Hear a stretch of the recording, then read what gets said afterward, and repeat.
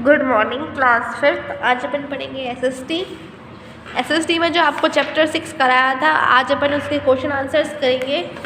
तो देखिए exercise answer the following question. सबसे पहला, व्हाट इज़ डिस्पर्जल। डिस्पर्जल क्या होता है? तो इसका आंसर है the scattering of seeds to far off places is called dispersal. देखिए जो सीड्स का है बिखरना, दूसरी जगह दूर जगह तक बिखरना डिस्पर्जल होता है।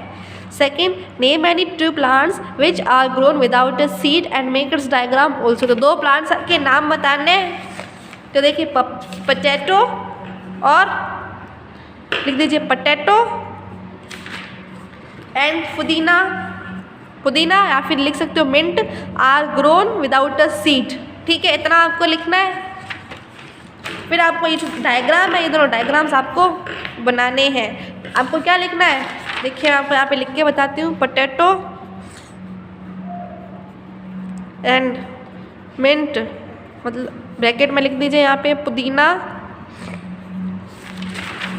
Are grown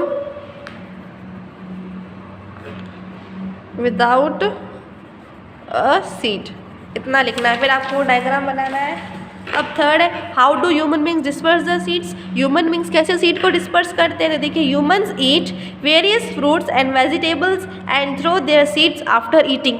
being lighter due to hairs they are carried away by wind and thus दे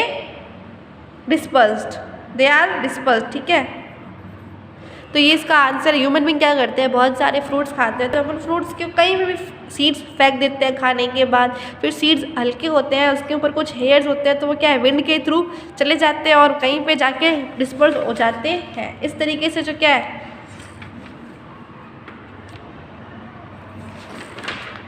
अब है fourth, describe the favourable conditions needed for the germination of seeds. तो देखिए कुछ कंडीशन बताइए सीड्स को जर्मिनेट होने में। सबसे पहला क्या है, oxygen, suitable temperature and water first. Second,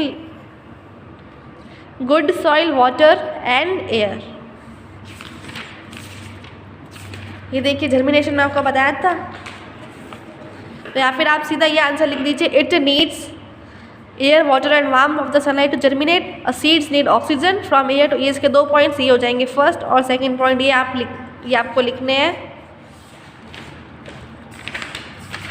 अब है, ये तो आपको करा दिया। अब कुछ एग्जामिनेशंस लेवल के क्वेश्चंस देखेंगे। Tell any one item which can be sprouted. कोई भी वन आइटम बताना जो स्प्राउटेड होते हैं। तो अपन देखिए, अपन ने पढ़ा था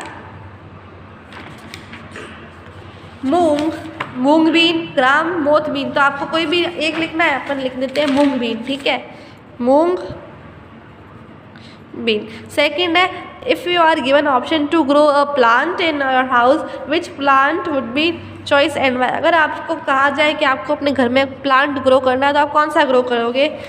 तो मैं लिख लूँ, I will grow Tulsi because of its holistic value। क्योंकि देखिए तुलसी आपको बताइए काफ़ी जो है पवित्र माना जाता है। ये काफ़ी जो है इसके बहुत सारे यूजेस है। इट हैज़ मैनी मेडिसिनल, इसके बहुत सारे मेडिसिनल यूजेस भी होते हैं, मेडिसिनल यूजेस। तो इसकी जो है हॉलिस्टिक वैल्यू होती है। अपन जो है तुलसी की पूजा करते हैं और इससे कहा जाता है कि जैसे हर घर में जो क्या है तुलसी तो होनी ही चाहिए। सी है, make a list of 5 plants which came to India from far off. अब कोई 5 प्लांट्स की लिस्ट बनानी है जो इंडिया में कहीं दूर से आए। देखिए सबसे पहला क्या है, इंडिया ब्रॉट लेंटाना। ठीक है, सबसे पहला लेंटाना। सेकेंड, यूकलिपाइटस, ये यूकलिपाइटस। सेकेंड यूकलिपाइटस। ठीक है, यूकलिपटस। थर्ड क्या है, वीट। फिर है वीट है, यूकलिपाइटस, lantana, T, wheat,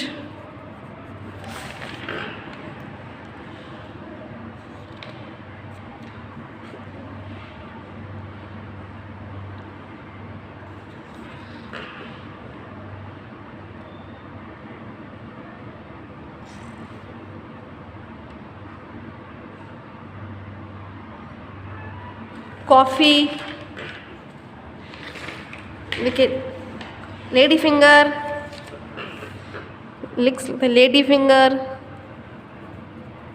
coffee, cauliflower, P, तो ये सारे अपन बाहर से लेके आए थे। अब डी है describe in right and brief about germination के बारे में आपको लिखना है। तो आप यहाँ से लिखेंगे, देखेंगे germination is the process by which seeds grows into a seedling. It needs for air, water and warmth of the sunlight to germinate. A seed needs oxygen from air to breathe. आपको इतना ही लिखना है, ठीक है। तो देखिए इसका answer आपको इतना लिखना है, फोर्थ वाला जो है ना आंसर, उसका आपको ये लिखना है, यहाँ से ना स्टार्ट करना। It needs air, water and warmth of the sunlight to germinate. Second point बना के लिखना है seed needs oxygen from the air to breathe. तो इतना आंसर आपको लिखना है। पहले ये लिख दीजिएगा favourable conditions needed for the germination of seed are, फिर ये 2 पॉइंट्स लिख लीजिएगा, ठीक है। ये 2 पॉइंट्स बना के आपको लिखने हैं इधर। फिर जो है ये वाला describe in brief about germination, germination के ब्रीफ में आपको ये पूरा यहाँ से लेके यहाँ तक लिखना है। तो आपका ये चैप्टर कंप्लीट होता है। 7 चैप्टर जो है देखिए स्टोरी ऑफ ट्रीज, इसमें अपन जो ट्रीज़ के बारे में कुछ स्टोरीज पढ़ेंगे, जैसे आंवला ट्री की क्या इंपॉर्टेंस है, पीपल की ट्री की क्या इंपॉर्टेंस है, तो ये अपन अगले लेक्चर में देखेंगे।